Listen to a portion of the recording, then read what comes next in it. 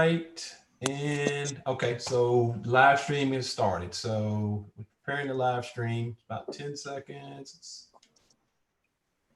All right. Okay, we're live now. I want to call the April 21st, 2021 meeting of the Irmo Town Council to order. We are doing this via Zoom. Everybody is present. If you would you just acknowledge your name, please? Who's available at the meeting right now?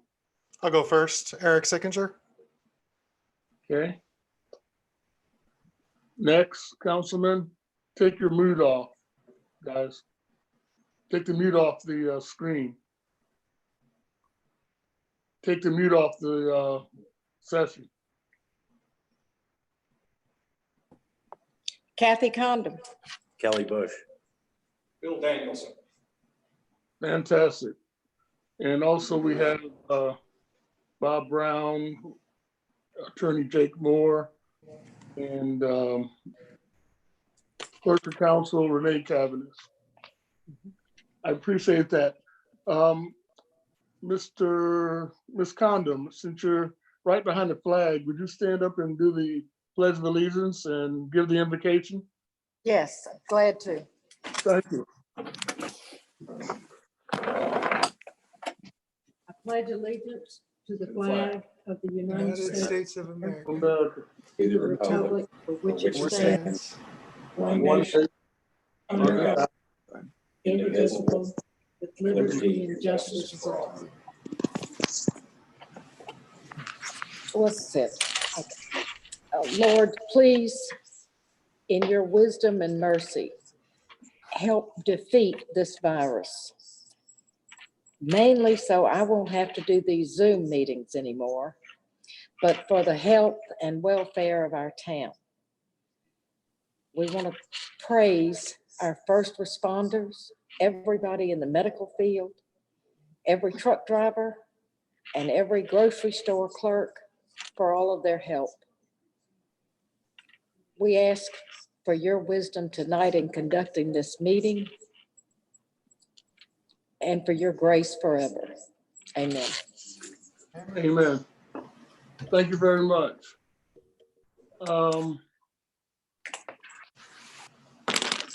Very good. We have the reading of the minutes of March 17th, 2020. Is there a motion for approval of the minutes? So moved. I second that. Kelly, turn your mute off of your. I second it. Then if I turn my mute off, you'll get a lot of feedback since I'm near Oh, Kat. okay. That's fine. All right. And is there any changes to the minutes? Hearing none. All in favor of the minutes as written for March 17th, 2020, say aye. Aye.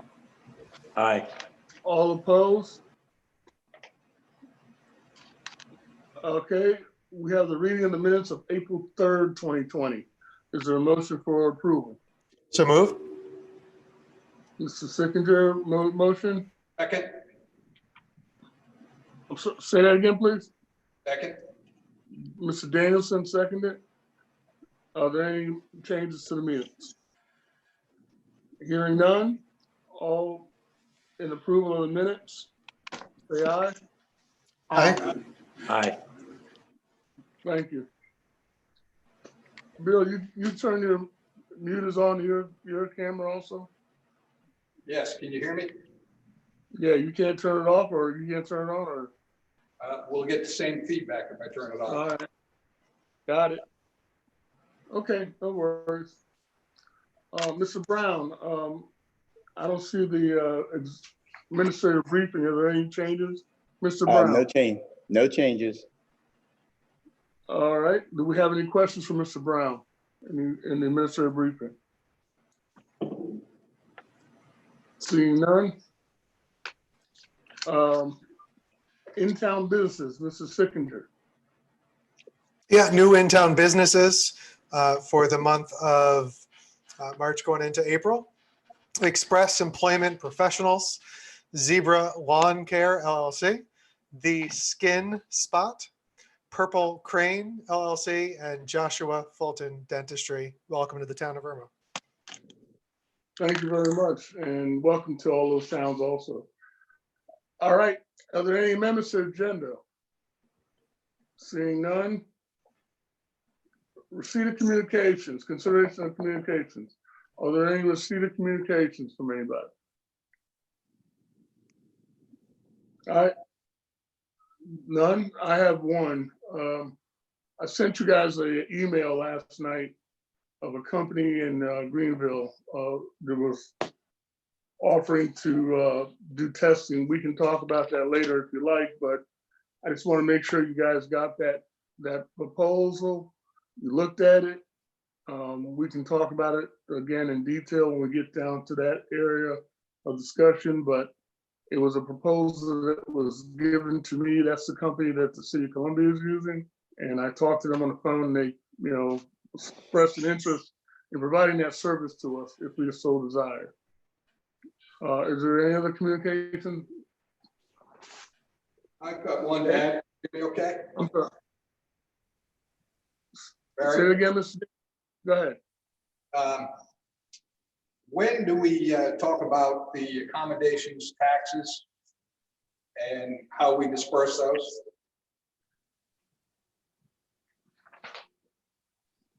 Accommodations tax Day tax. from the orchestra, you mean the ones that go to the orchestra? From the hotel. From the hotel. Right. Reason I'm asking is, you got it? Okay, Bob, will you help me with that, please? Okay. Just so you know, Barry, can you hear me? I know Bill can hear me because he's sitting right over here. Yeah. Yeah, we meet in September because in July we have to send in the final report from the previous year that goes into the Department of Revenue. And in September, we'll get the accommodations tax committee together. We'll have all the money and funds from the last 4 periods, the quarters. They'll make their recommendations, and then council will make their approvals in October. Applications have already gone out. I mean, there's one went to Experience Columbia for this year, and one went to Miriam at Lake Murray Country. Thank you. Bill, do you think someone else should get one? Yes, there should be one that goes to the Irmo Chamber of Commerce. And I mean, we sent it last day. 2 years ago, they applied, and last year they didn't want to. They said they They want to apply.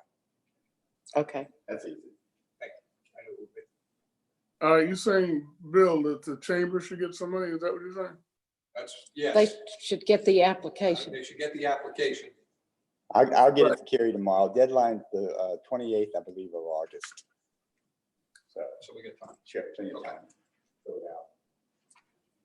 Just want to make sure they get the app at this point. We can discuss specifics down the road. Okay. Any other receipt or communication? I have one other. I got an email from Beach Loveland.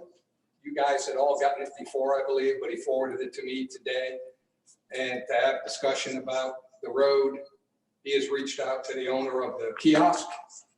And if I'm off base, just stop me, okay? But he has reached out to the owner of the kiosk and has had no response. So he's still, I don't think that's something we want to let drop. I think we still need to discuss this and figure out if there's a way or how we can rectify the situation with the left-hand turn set of cars. I'm with you. We And I should, bring it up only because I'm new on the council, obviously. I've done a little bit of background. I did meet with DOT in the Caldwell Banker meeting. I was there, Barry was there. I think with everything going on, we just can't stop the town's business. We've still got to do some things, and I think this is something we need to look at. DOT does own the property, they own the right of way, so they don't think they'll be required anything from the kiosk, but I don't know the answer to that. Okay. I've got the information for the property owner. This came up about 7, 8 years ago. And the guy with the ATM said that he'd be happy to move it if we gave him a new location to put it in, and council wasn't willing to do that. And that's to open up Mower Street all the way through. I'm sure that's what you're discussing, right? But we can open the road back up. I mean, the road is still ours. It was never officially closed, so it's just a matter of working something out, or we can make it move. It's just Why do how you move him? Yeah, I don't know that we have to move it. if you why have a do road going through there, DOT is going to make him move because they won't allow the access in and out with the road there. Because you have a 2-lane public road. Right. It won't just be a driveway. It's a safety issue.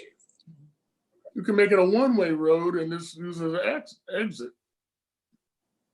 I don't see why you need to move the kiosk. That's what I'm asking. Why do we need to? If we want to open up Mower Street on that side of Lake Murray Boulevard like it was before the ATM was moved in, it's going to be a 2-lane road and the kiosk has to move. It's not Why allowed can't because why the can't road it be one-way road? can't make why it a one road if you're opening up a 2-lane public road. It's not a driveway if the town's opening it back up to be a road. It has to meet DOT standards as a road. Why can't we make it a one-way public road? I mean, did I stutter or what? I mean, I don't. All I can do is ask. I don't have the answer to that. I'll ask. So, you think the speed breaker thing they're not going to listen? They're going to go ahead and do it anyway? Well, I think I don't know the answer to that. I just know somebody needs to take a left-hand turn over there. And Yes. It's a moot point. It's almost a moot point anyway, when you really look at the reality of it with everybody going to turn left into there. But, to just completely dismiss it, we don't need to do. I think we just need to look at it and have all our ducks in a row. Yeah. So that when we decide, when it's impractical and not allowed for anybody to take a left-hand turn off Carlisle or Mole Road, it's not. See, I know a fire truck can jump it, but I don't believe an ambulance can. Well, I've heard that. Truck, but it's only 4 inches. I think an ambulance would. My understanding is DOT makes those so that the emergency vehicles can get over. Because they soften the edge. Because there are people down that street in addition to business. Okay. I don't think we need to let it die. Well, this is Eric's fault. Let him work on it. We're dropping that. Starbucks and Dual still have to make that happen, if I'm not mistaken. I haven't heard anything. Just so you know. Well, this is Eric's fault. I think Eric needs to fix it. Okay. Just want to make sure you're awake there, that's all. Oh, I'm wide awake here, Mr. Mayor. Okay. To that point, Bill, I agree. We shouldn't let it die. It's not something we should sweep under the rug. So it's something I'm happy to work with you on in coordination with Bob and the mayor. There's one more communication, Mr. Mayor. Okay. I received an email from Barb Waldman about the first thing on the agenda, the unfinished business, the term limits. And she said, how could an incumbent know whether someone was running against this? Because we have an amendment that says an incumbent can run if they have no opposition. And yeah, I was going to bring that up when we talk about that. Okay. Yeah. Okay, because we know how to do that. You Okay. just have to be standing there at noon. Okay. And one other thing, and this is a minor point, Bob, did you look at that, reducing that speed limit on Charles Street? Yes, sir. It's in the works. Haven't got an answer back from DOT. Technically, we could, if we make that a 4-way stop, it would reduce the speed also. They're concerned about the hill. Yeah. DOT is. Yeah. If we put a sign in front of the park, we own Carlisle Street between Columbia and Lexington. We can put all the signs up we want right there. Okay. But we don't control where the Well Pets and Starbucks is going. That's the DOT road. Okay. All I'll right, let you know as soon as I hear something from them though. all right. Thank you, sir. Any others? Is that it? Okay, moving on to unfinished business. Second reading of ordinance 2006 to amend the Irmo Town Council Code to have term limits for elected officials. Is there a motion for second reading? I move. I Mr. second. Kelly moved. I'm sorry. I second. Okay, Mr. Kelly moved, Mr. Sickinger seconded. Okay, Mr. Bush. I too received that communication from Ms. Waldman and had to have a number of constituents talk with me about term limits. And they're somewhat opposed to it. Okay, that's great. They are. What about you? That's when I vote. I yield my time. Yeah. So I do have an amendment, but anyway, I move to amend the motion to include the phrase, the sentence, in the event no one files for the vacant seat, a majority of council can allow the incumbent to refile for their seat. That's a one sentence that is inserted after applied to the full term limit and before term limits are hereby in effect. Okay, Mr. Sickinger made a motion to amend the ordinance as written. Is there a second? I'll second it. Seconded, to amend the motion. Mr. Sickinger, Yes. your reason for that amendment? The reason for the amendment is that if the residents of Irmo are just overwhelmingly excited about a council member running for a 4th, 5th, 6th, 7th, 8th, 9th, 10th term, then they would be allowed to continue to hold that seat. If the current council votes to allow them to do that. Right. Okay. Mr. Bush? So we had a discussion with Bob Brown, and so there's a logistical problem here in that, and Ms. Waldman pointed that out in her email, is that one would have to be basically standing at town hall on the last day of filing at 11:59 in the event no one were to file, right? And then you would have to file at that last moment if you were an incumbent that had reached your term. And I guess in my opinion, it's that the ordinance is going to get so complicated, in such a way that it makes it difficult to actually go through with it. No, Mr. Bush, excuse me. I don't mean to cut you off, but I did want to point out what it says. It says a majority of council can vote to allow the incumbent to file.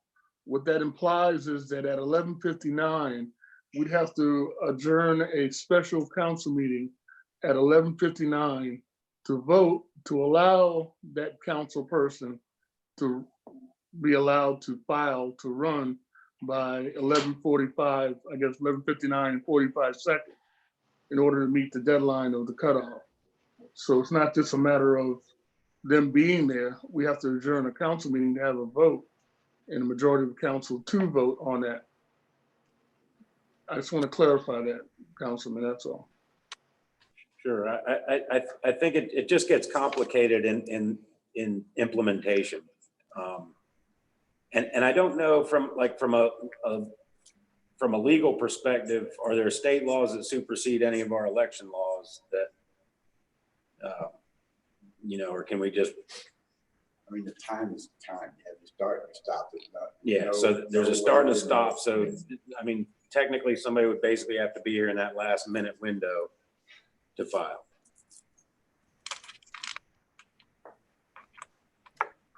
Okay, any more comments? Mr. Danielson,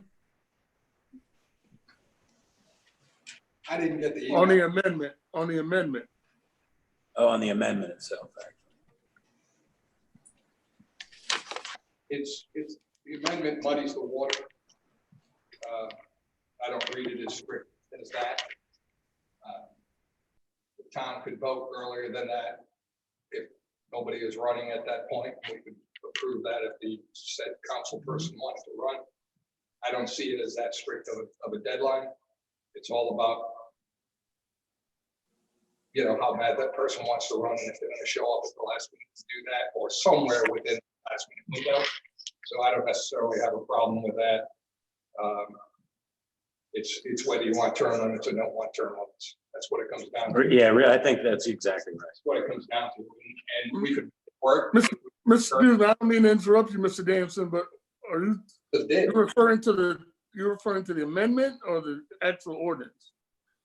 I'm having a hard time understanding you, sir. I'm sorry. Yeah, I am referring to the amendment, which of course refers to the actual ordinance. Yeah, but we're voting on the amendment right now. That the ordinance is coming after we vote to add that amendment or not. That's all I'm trying to get out of it right now. I'm okay to add the amendment. Okay, Mr. Condon, are you? I'm okay to add the amendment. All right, fine. All right. I'm not okay to add the amendment just because of what I said previously. Mr. Bush pointed out that you'd have to be standing in the room to wait for 11:59 to find out if anybody else is going to file. Again, you know, and then a majority of council has to vote to allow you to file to run again for that 6th, 7th, or whatever, that extended term. Again, we're taking the right from the people of the citizens of Irmo away from them and giving it to the 5-member, basically, council that's existing at that time. That's not what the framers and founders intended for in the town of Irmo.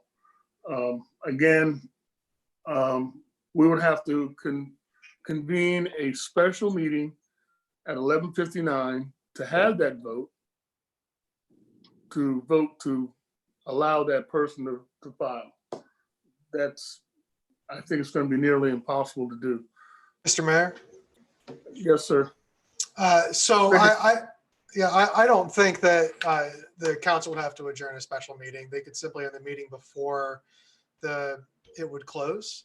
We could simply pass a motion approving it in the event no one files. And the candidate that is a current standing council person could simply file and hand that to Bob. And if no, in the event no one filed, that would be filed. I think we're making it a lot more complicated than it really has to be. I agree with this. Okay. Again, we're putting that vote to allow this person to file in the hands of the 5 of us, as opposed to the 13,000 residents of Irmo. Are there any more comments on the amendment?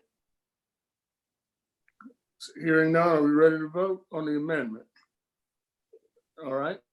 All in favor of the amendment, raise your right hand, or whatever hand you have. All opposed, raise your right hand. I didn't see it. Okay. I think we also need to have a verbal confirmation since we have to fit in this little video window. All right, well, would you please when I call your name, tell me how you vote, please. Councilman Sickinger. Aye. Councilman Bush. Nay. Councilwoman Condon, sorry. Nay. Councilman Danielson. Aye. Okay, the vote is 2-3, 3 against, 2 for. The motion to amend fails. Now, back to the original amendment, original ordinance. Is there any other comments from Mr. Sickinger? You were second up. Yeah, I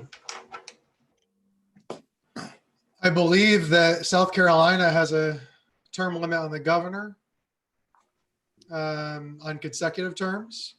The president has a term limit, and the whole point of that is to reduce one individual person from being entrenched in power. And I understand the points against, but if I can leave a lasting legacy of not having legacies as a persistent presence on council, then that's a great thing I've done. I yield. Okay. Is there any other comments? Yes, Mr. Mayor. Daniel, Mr. Danielson. I just want to let you know I voted aye for the amendment. That meant that I thought the amendment to the motion was workable. That was why I voted aye. Okay, is that it, Mr. Danielson? It- Ms. Condon? I have a lot of mixed feelings about this. I think it's a good idea, but the people that I've asked in the community about it don't like it at all. They said, we'll vote you out when we want you out. So I think it's a good idea, but I'm not sure I can vote for it if I'm being representative. Okay. Anything else, Ms. Condon? Okay, is that it? Okay, I'd like to, Mayor, can I interrupt you for a second. beg your pardon? Say that I did ask for a lot of feedback from the community, and it was overwhelmingly nay on the term limits. Much to my surprise. Yeah, mine It was too. nay. So I was surprised, and I'll vote accordingly. I was too. Okay, I'd like to make this comment on this ordinance. I understand where you're coming from, Councilman Sickinger, of wanting term limits for elected officials, but there's a difference between the local elected positions and the national elected positions, and there are fundamental differences. The 13,000 citizens can elect or unelect people to represent them on town council, the 13,000 residents of Irmo. Unlike the local citizens have no say in unelecting or electing Nancy Pelosi, who's the Speaker of the House.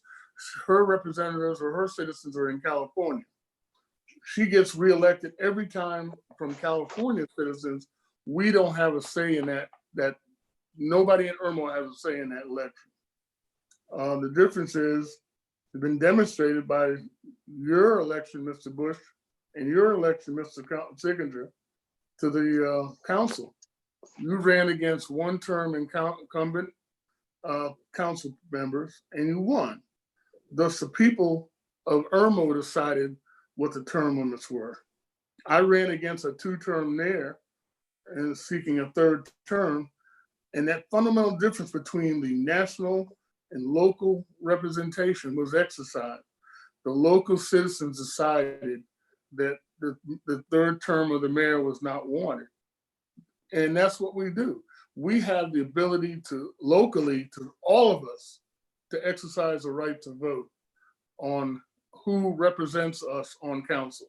Now, if the citizens are, they want to run, more power to them. I will help them run. I will show them how. But we don't need to make that decision on our level, who represents us. And I think the citizens have done a great job for the last 130 years of picking who they wanted to represent them for however long they wanted. Is there any more comments? Are we ready to vote? All in favor of the second reading of Ordinance 2006, I will call your name. Please signify yay or nay. Councilman Sickinger. Yay. Councilman Bush. Nay. Councilwoman Condon, Nay. Councilman Danielson, Nay. and I vote nay. The ordinance is defeated 4-1.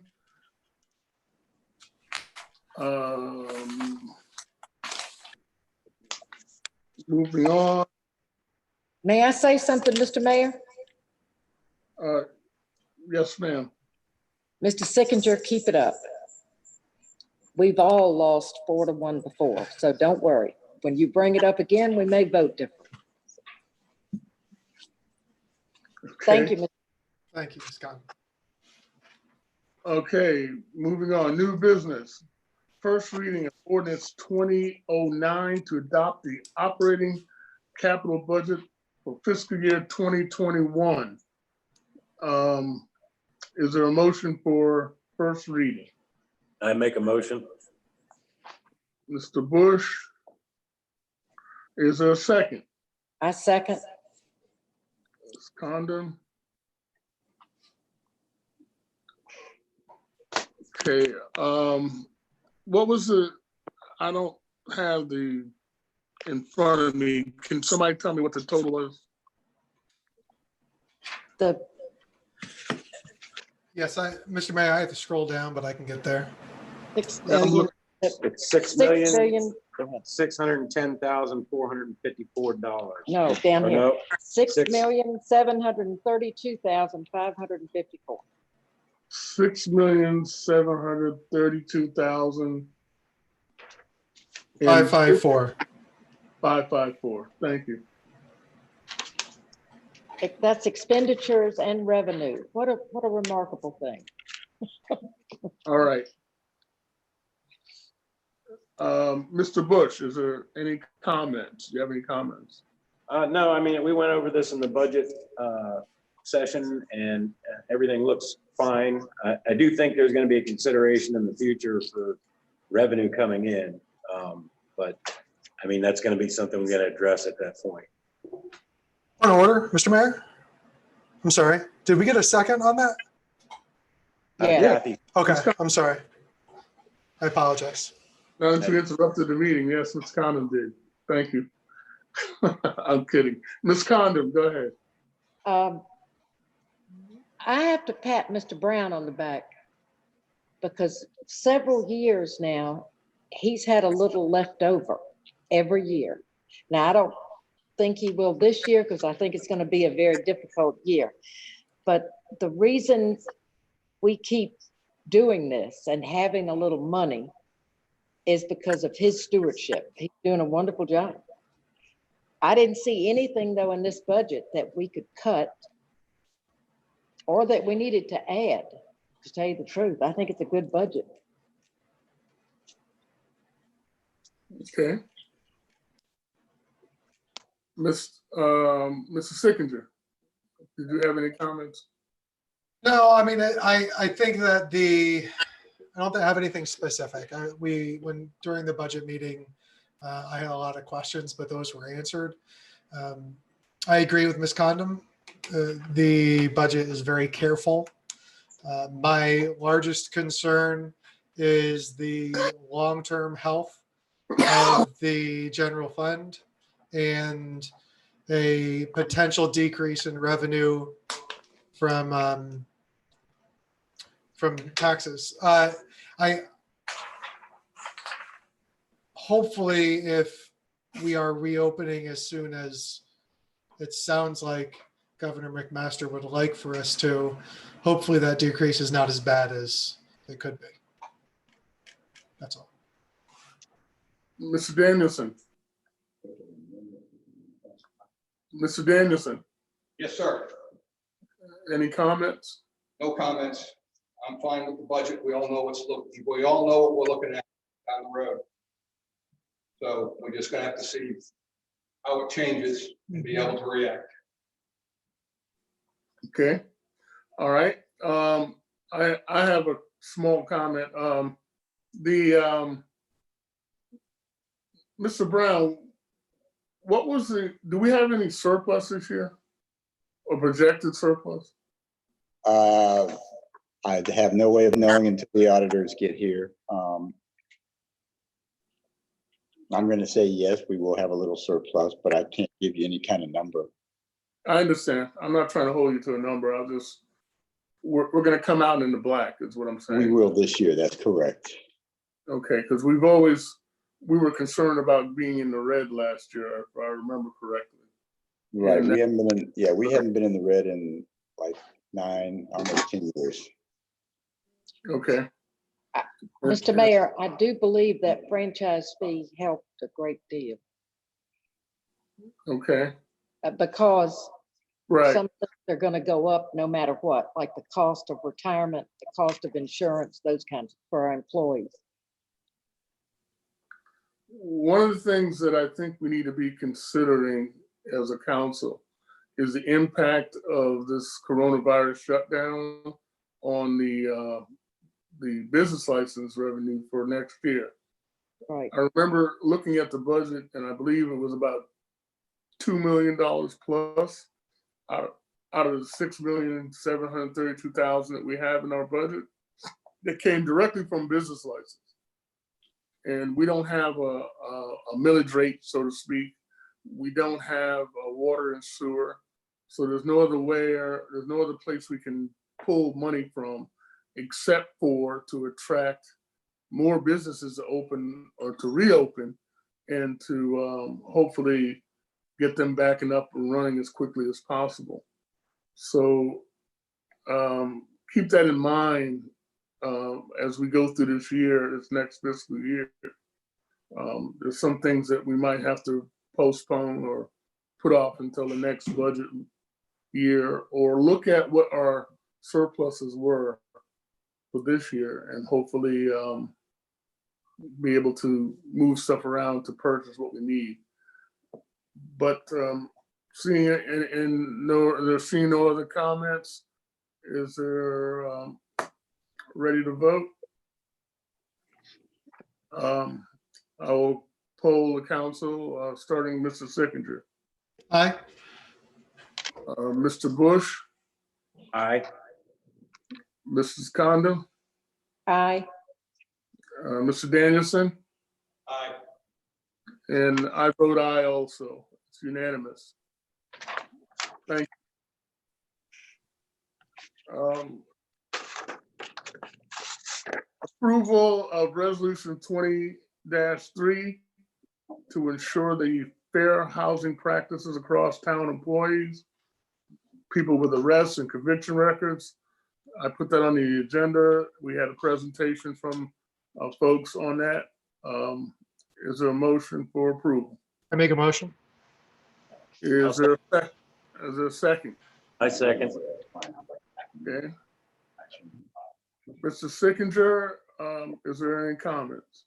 Yeah, just to restate what, and perhaps a little narrative from you, Mr. Mayor, on this would be good, but just to restate, this doesn't prevent the town from running background checks or asking questions. It just removes that box on the screening process. It allows the town individual who's doing the hiring to not see the individual as a checkbox, or as a felon, but just to interview them first as a person and then make that determination later on down the road. I'm in favor. Okay, Mr. Bush? I agree with Eric's explanation, and I do want to mention too that I believe we do already in the we already do consider people with a record for employment, but to remove the box is a good thing. So. Okay. Mr. Danielson? I'm in agreement.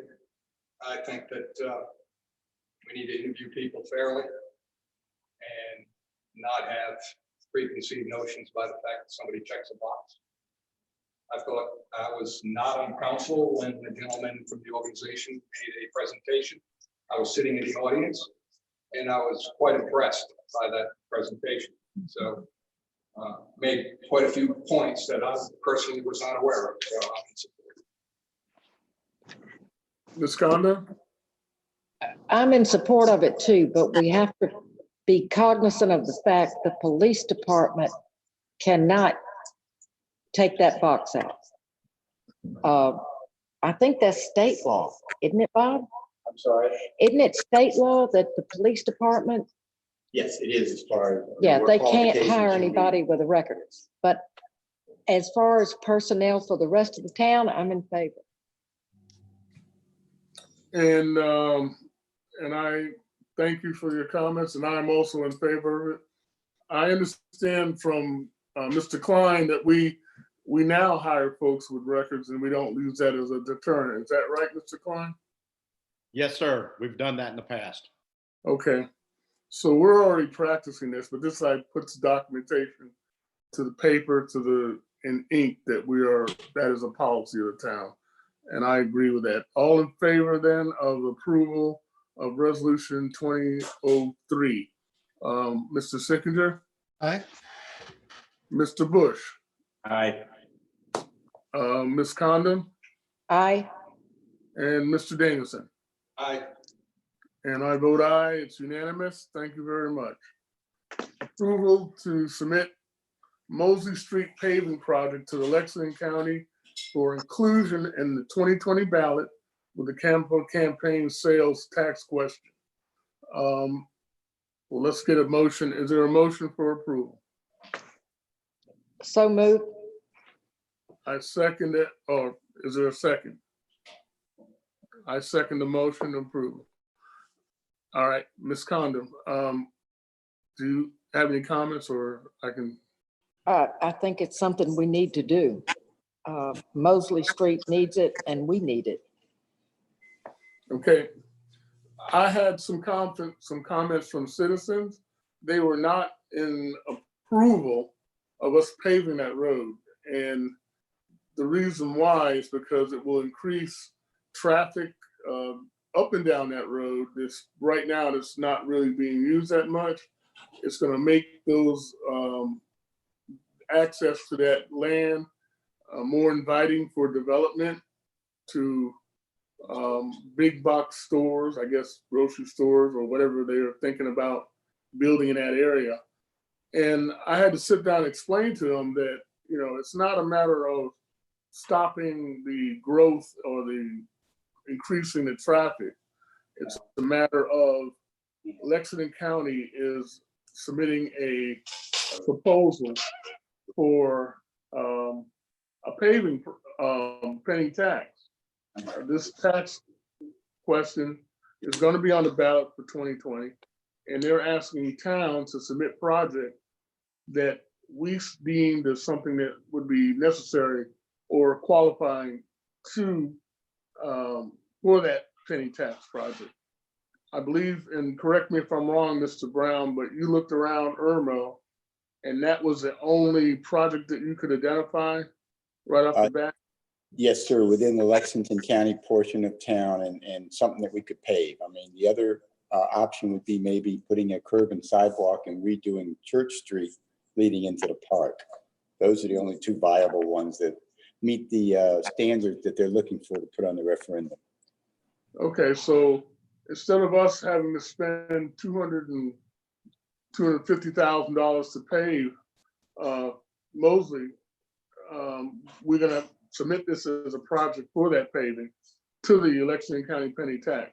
And if it's approved, and if the tax is approved and we can get priority on the list, this is something we can get done at little to no cost to the town. So that's where we're coming from. After I explained it to the citizens that were concerned about it, they understood it and said, okay, go for it. If it's gonna not cost us as much as it would if we had to do it on our own.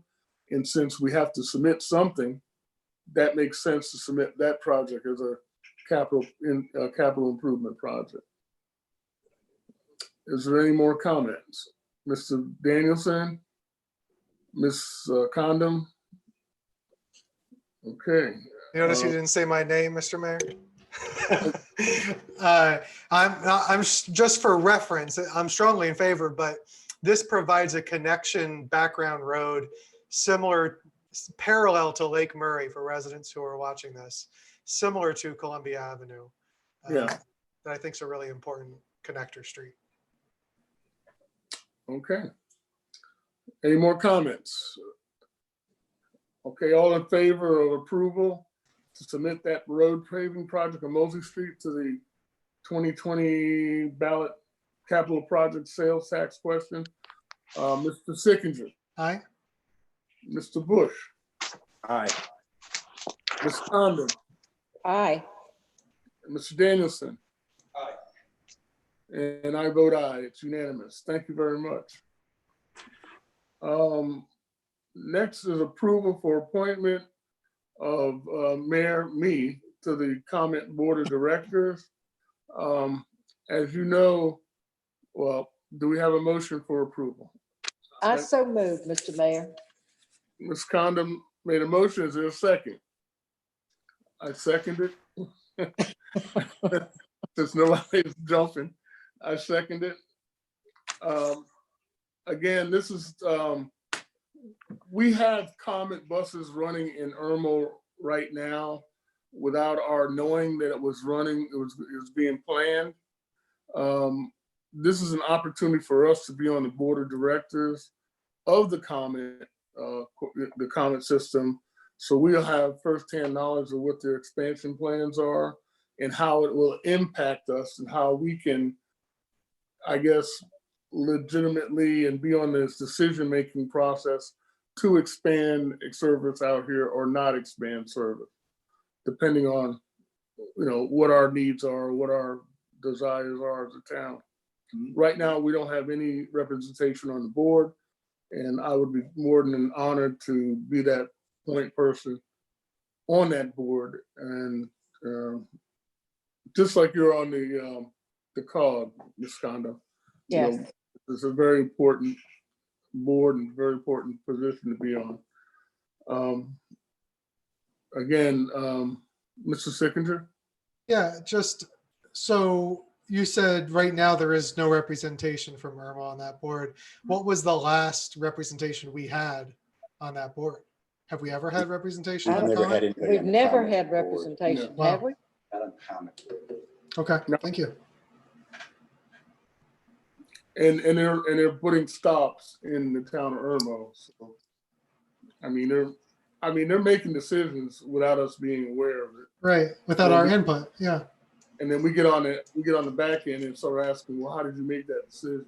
Yeah. And why did you make that decision? And who authorized it? And it's better if we're on the board and we can kind of know what the direction they're going. Ms. Condon, I guess. I think, I already asked, I'm sorry. yeah, I think we need to do this. We need Okay. to know ahead of time. Mr. Danielson? Mr. Danielson? I hear you. I don't know that you know that I drove transit buses for 7 years, and I'm a lot more qualified than you are to be on that board. But be that as I nominate Bill. be that I can yield to you if you want. I'm joking with you, Barry. I'm joking with you, Mr. Mayor. Oh, okay. But the He's 7 years on smiling. the transit board is true. I'm driving transit bus, so I don't know what it really does for us, one way or the other. So I'm really kind of neutral on this. This is something you really want to do, Barry?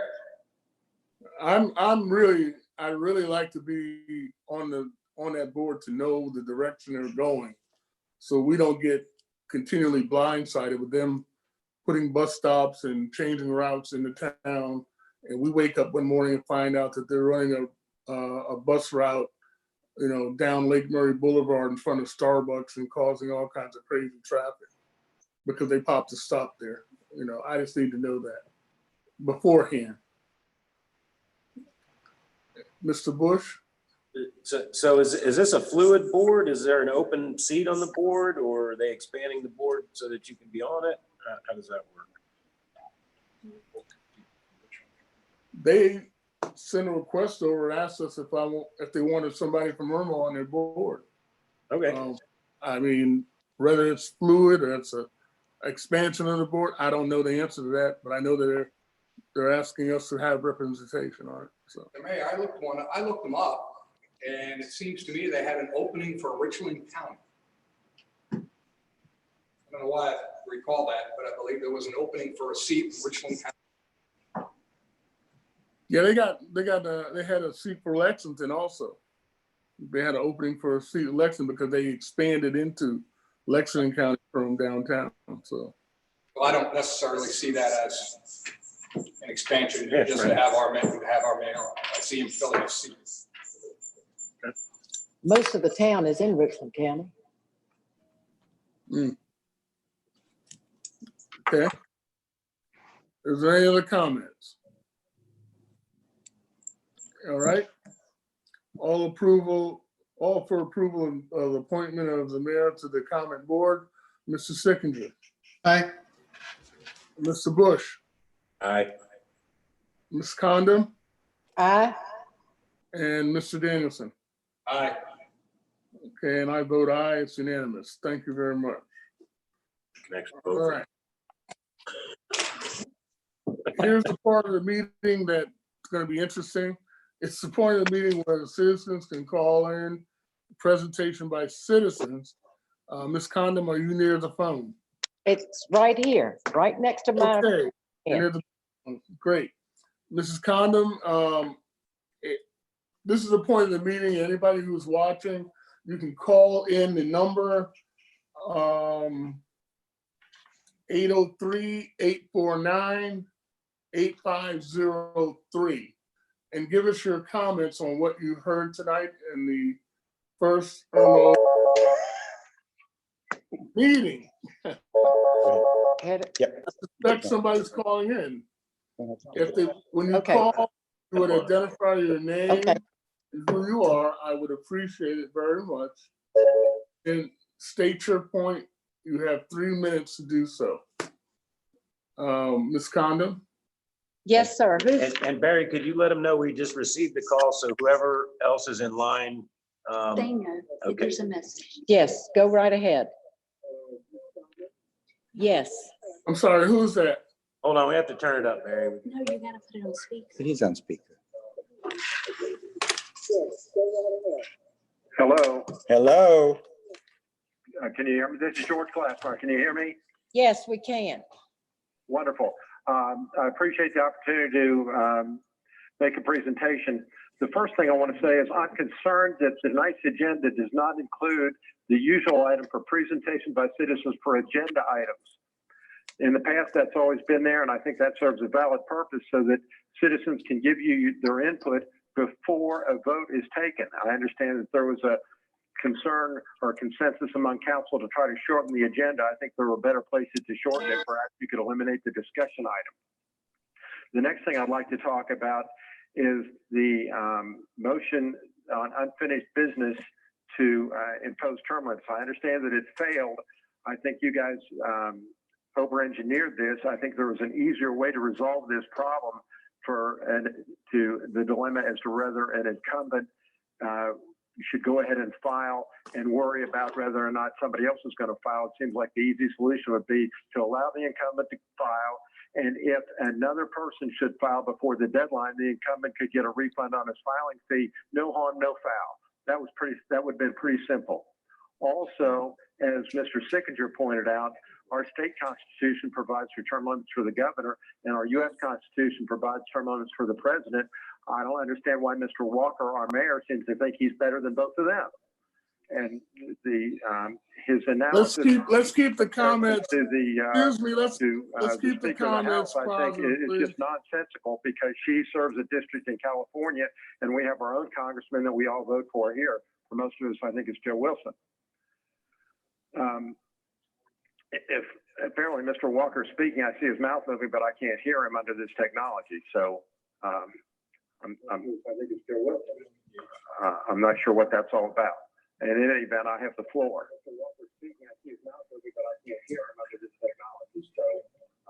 So Okay. I'm not sure what that's all about. And in any event, I have the floor. Is that it? Is that it? Finally, I note that Mr. Walker expressed some concern about the Comet bus stop. Before some of you were on council last year, Mr. Walker apparently became aware of the bus stop that was at Midlands Tech, newly installed by Comet, and he had some concerns about that. And he apparently expressed some dismay about that. I suspect it was probably because that location is just 2 or 3 blocks away from his house. One of the concerns he expressed at that time was whether or not Comet was paying a business license fee to do that. And I thought that was a very legitimate question, but I find it ironic because, to my knowledge, Mr. Walker is the only member of council that is engaged in business in this town, indeed with the town, without the requisite business license, which he did back in 2014, and he did not obtain the required business license until after I submitted a written complaint to the town administrator. So I don't understand his renewed interest in Comet. That's all I have. Thank you.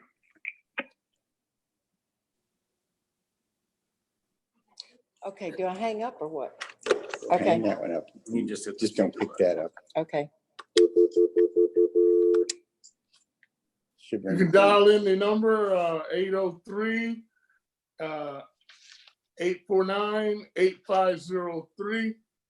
Again, let's keep the comments pertaining to the agenda items, no more personal attacks. They will not be tolerated, and I appreciate the fact that you are using the technology to the best of our ability. Is there any more comments? Anybody else calling in?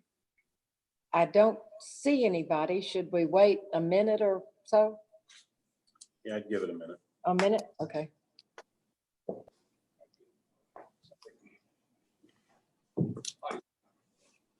Sir? Yeah. Just say there's no more calls, move on. There's no more calls. Mr. Mayor, you can move on. Okay, great. Call that portion of the meeting to close. We have a discussion item, discussion on reappointing the board members to the Irmo Economic Development Corporation. I put that on the agenda, and let me tell you where I'm going with this. We are in a kind of precarious situation right now with this COVID virus and the shutdown of the businesses in Irmo.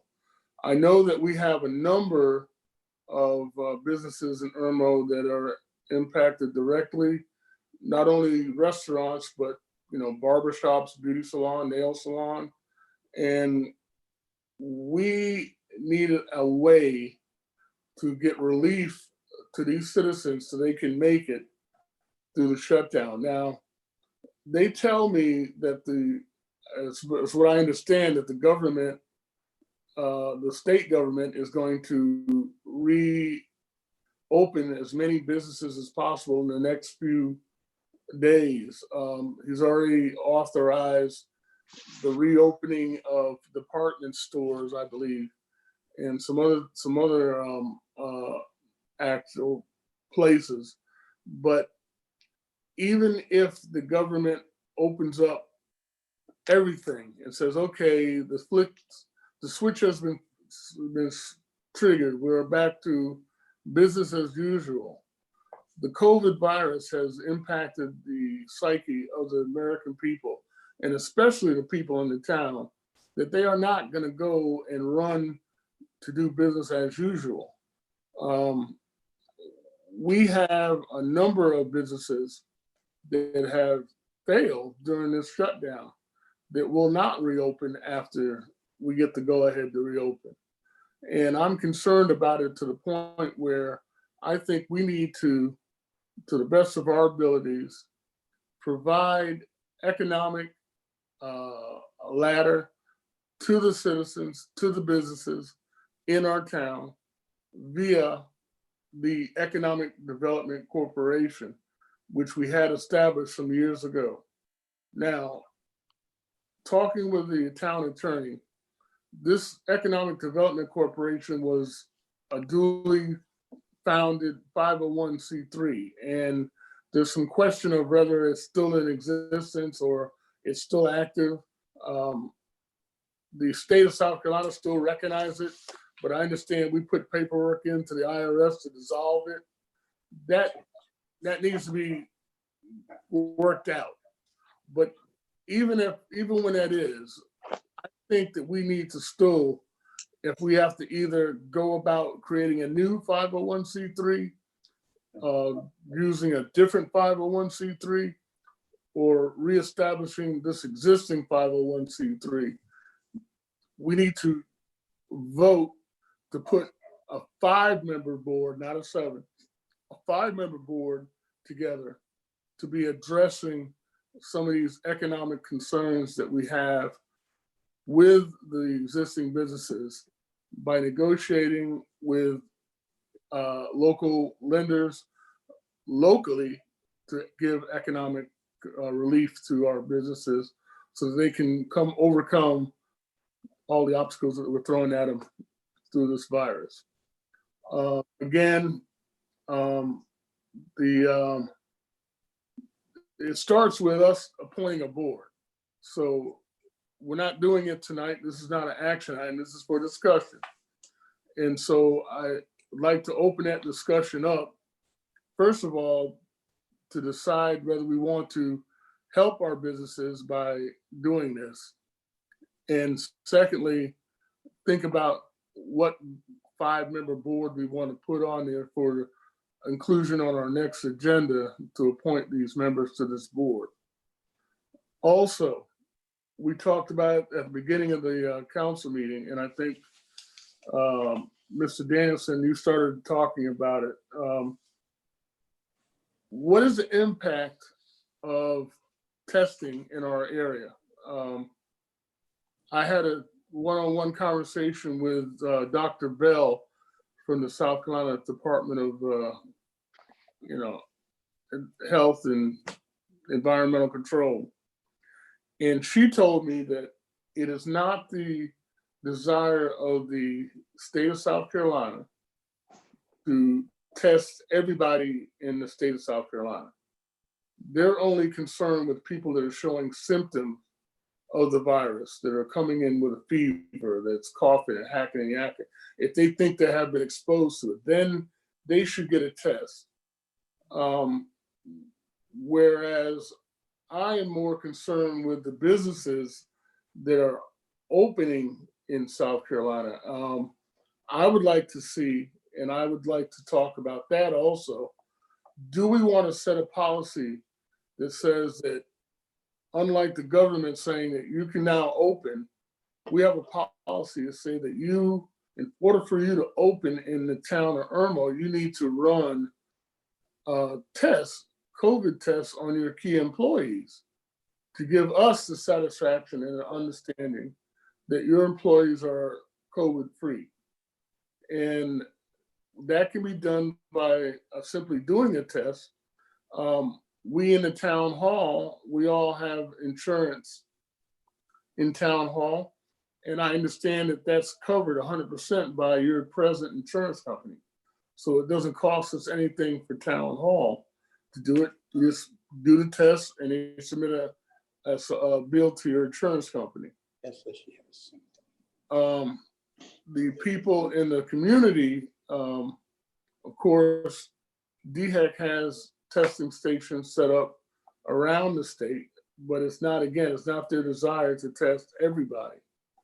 I think it would be a desire for us to do that, to give our citizens and me, and especially people that are interacting with folks, a sense of understanding that the guy making my sandwich at the sandwich shop, even though he may not have symptoms of this COVID virus, he may not be experiencing a fever or coughing, but he has the virus and he's passing it on.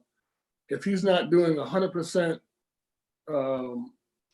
protection as far as PPE, personal protection, face masks, gloves, washing hands frequently, if he doesn't do that, he's not going to infect or pass on that virus to everybody who does business in that particular business.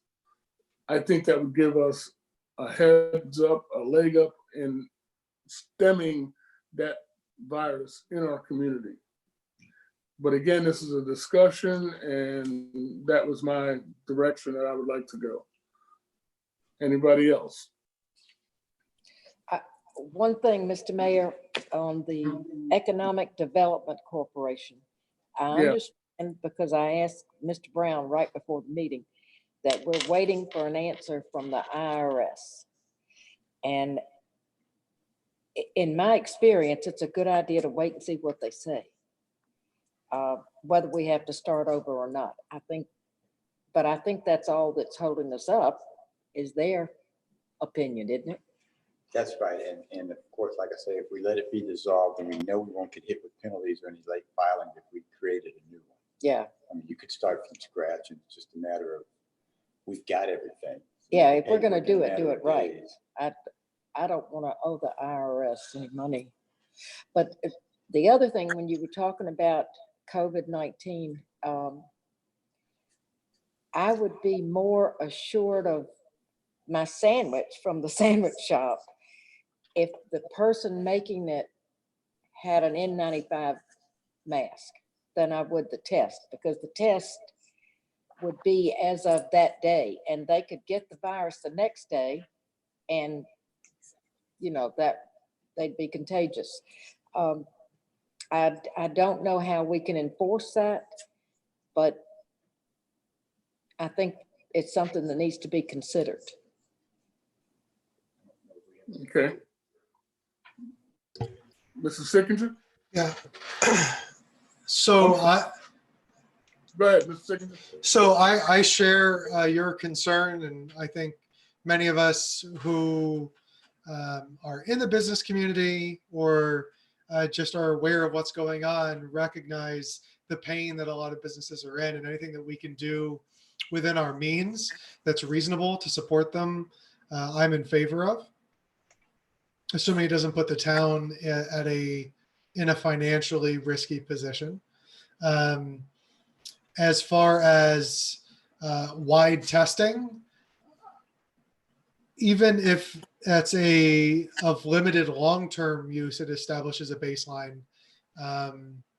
And I think there is some value there and some further discussion to be had around it. And at the end of the day, anything that makes people feel more comfortable going out, not just by a decree of it's okay to shop now, but makes them feel more comfortable because we've taken steps through a public health method, that makes more sense to me. That's all. Mm-hmm. Mr. Danielson?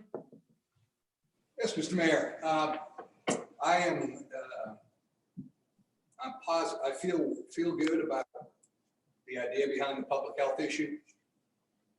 I see it a little differently in that I don't know that we could enforce people to take certain tests to reopen their operations, but I see it more from kind of in concert with Mr. Sickinger. I see it more as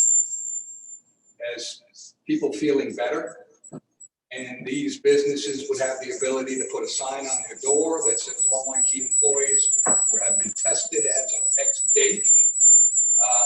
That would give a little bit more comfort. I'm going on the assumption that people in the food service business will be wearing N95 masks or face masks and gloves anyway. I think that we're going to have to approach that from a common sense standpoint in every small business that I talk to, and I do it every day. I'm in the trenches every day with small businesses, and they all know they're going to have to do that.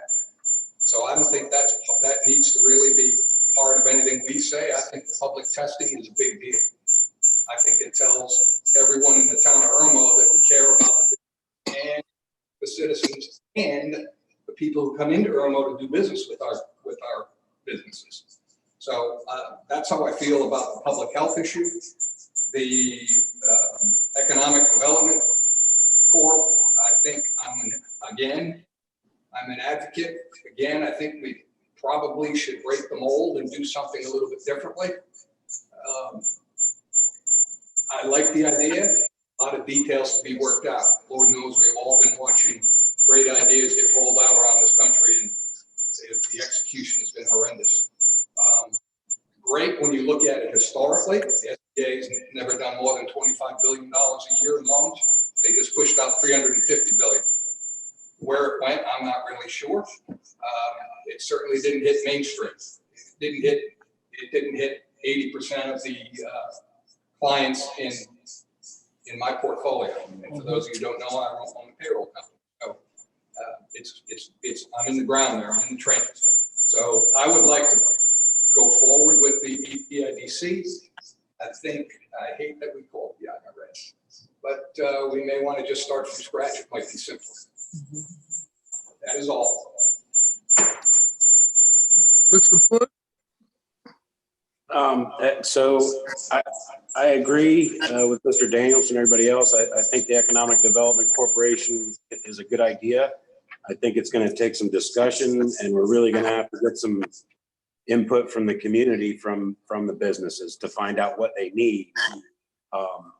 And I noticed in here, it also says in the form of collateral for local banks. I'm not really on board with the town being a financier of business.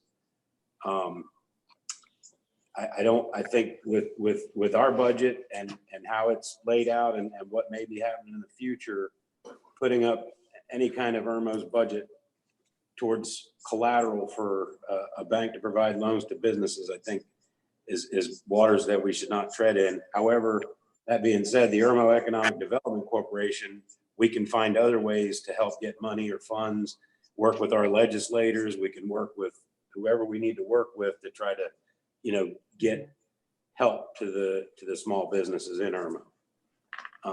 And as for the COVID testing, I know there's local medical facilities in Irmo that actually do the testing. And I don't think the town should get into the medical business. This is not in our purview. We need to leave it to professionals as far as testing goes.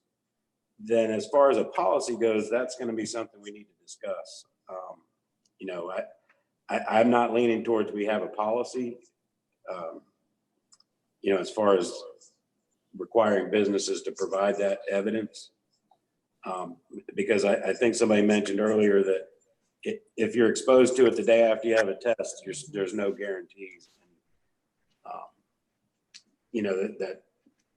That they didn't contract it. So, but as far as us, the liability of us being involved in some sort of medical testing, could prove to be mucky. If I may just throw in there, a policy wouldn't work. You can't enforce a policy. So Right. if you want to do something like that, you'd have to change the code and put it in an ordinance form, require businesses. Just one more thing. I was glad Mr. Danielson said that his small businesses were aware of the mask and the gloves. That was the biggest concern to me, so thank you.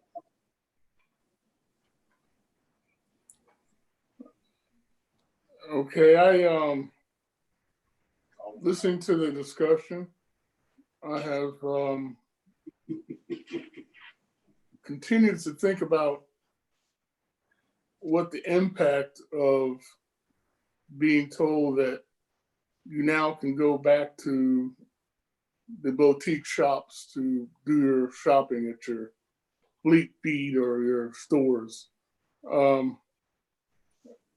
If we don't have personal protection, in other words, if I go to those shops, I need to be aware that I'm susceptible to get exposure. So I have to wear a mask and I have to have gloves and protect myself. And that's my responsibility. But I think that to give the John Q. public a peace of mind, we need to, at a minimum, require them to wear gloves and put on personal protection face masks until they come up with a time when they have a vaccine or a method of treatment of this virus. I mean, folks, this virus is killing people. You literally cannot breathe. You suffocate alone because nobody can be in the room with you. You leave this earth under very horrendous circumstances. And it's simply comes from being exposed to this virus that you don't know where you're going to get it from. And you don't know if you have it or not if you're transmitting it. All I'm saying is that when they flick the switch and say, we can now go to the beach and we can now go to your local boutique stores or go to even restaurants, they're gonna have new standard operating procedures. They're gonna have less tables in the restaurant. They're gonna have distancing between the tables. Somebody can come in that may be infected and they might give it to a server. So now the servers are gonna have gloves and masks bringing your food to you if you're eating in. But then we have to make a decision if we're gonna just continually get my food to go and not be exposed to that, or we're gonna allow myself to be exposed to that. Even our council meetings, I mean, I love all of y'all, but until we get a handle on this virus, we're gonna be doing this for a couple of months, this video conferencing. So again, I'm back to, do we do something? Do we have a policy that we can enact to help us to get the message across that Irmo is proactive? We're telling our businesses, we want you to have on personal protective equipment. We want you to have on gloves and masks. We want you to be active in commerce again, but we want you to do it safe.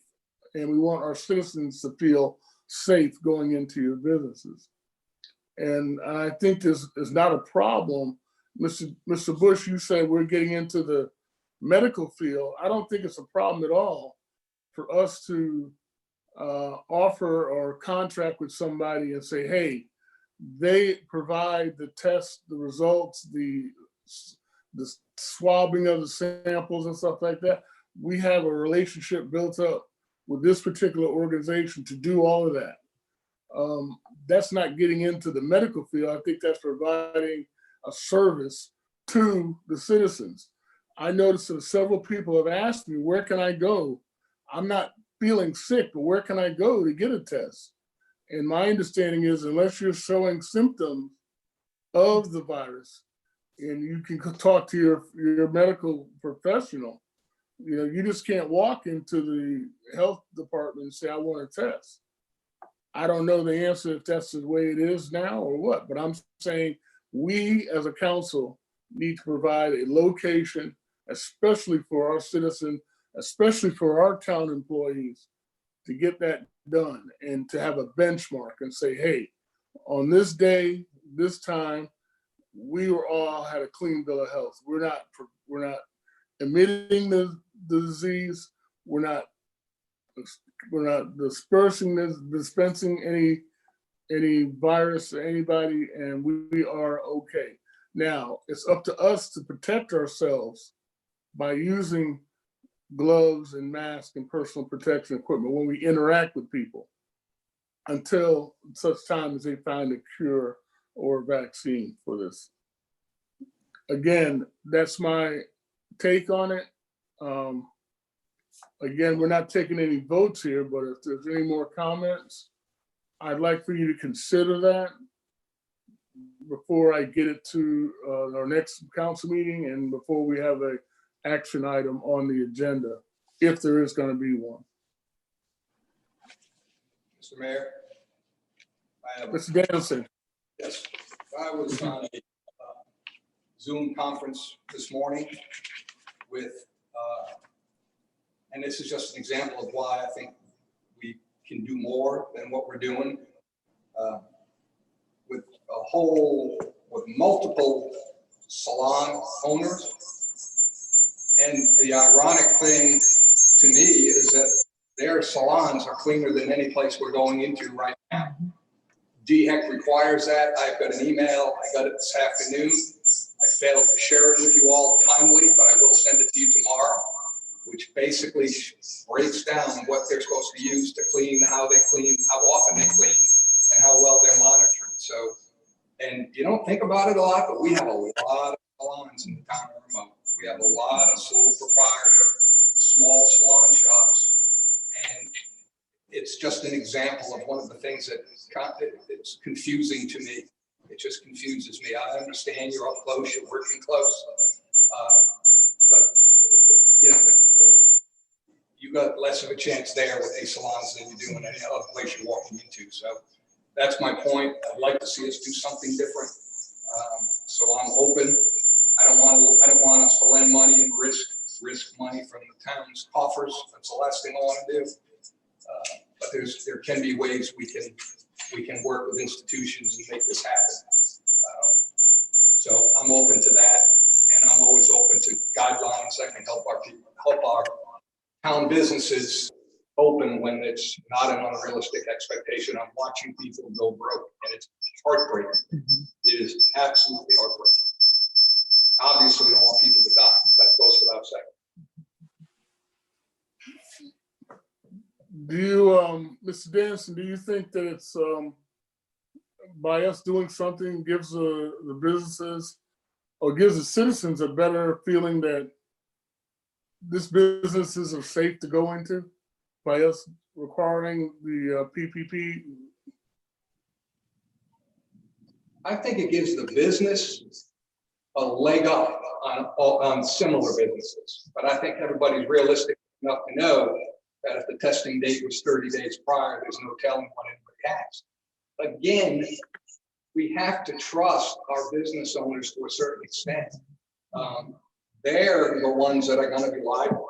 They're the ones that are they're running the risk. They're not going to let anybody sick work in that operation. And I have a bunch of them here in the town of Irmo. I just don't think they're going to do that. Could be proven wrong, but I don't feel that's the case. I feel like we need to give them a little bit of leeway. They know the rules. They know it's going to be a slow comeback. A restaurant can't survive with 25% of their tables. They can't do it. I heard from some of these salon owners today that they normally double and triple book their own time slots because they get so many cancellations. Now they won't be able to do that. They're actually talking amongst themselves as their business groups about literally having people, when they come, sit in their car, text them, telling them we're in the car, and when their time to come in, they then come in. These business owners are on the cutting edge. They know what this is going to take, and they are adjusting their work platforms to make it work. And I think anything we can do to speed that process up and would be helpful. So yes, I think if they have a sign out there that said there's free hairdressers or technicians or whatever they are, and they've all been tested, that would make you feel better, but still people are going to be in their cars. They're not going to be packed in the waiting room. But I think it's a positive sale, and it will make people feel more comfortable. Hopefully not falsely comfortable, but it will make people feel more comfortable. And then let's expand that to the bars in our town. You know, the bars are they sell, you know, spirits and beer, and they're based on volume. That's how they make money. Having volume in the town means, to me, that they want to try to get as many beers sold in that hour as they possibly can, which then in turn says you're going to be prone to have a lot of people in your establishment. But if we're limiting to, 6 feet apart in tables and having it only having, 6 feet apart, having no more than 10 people in a business at a time, you know, that's going to readily kill them, if you will, when they reopen.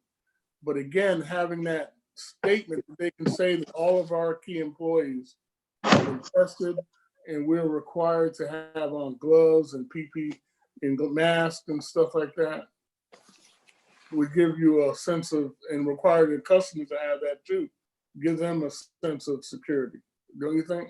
I mean, again, I'm trying to figure out what can we do besides nothing to help the businesses come back.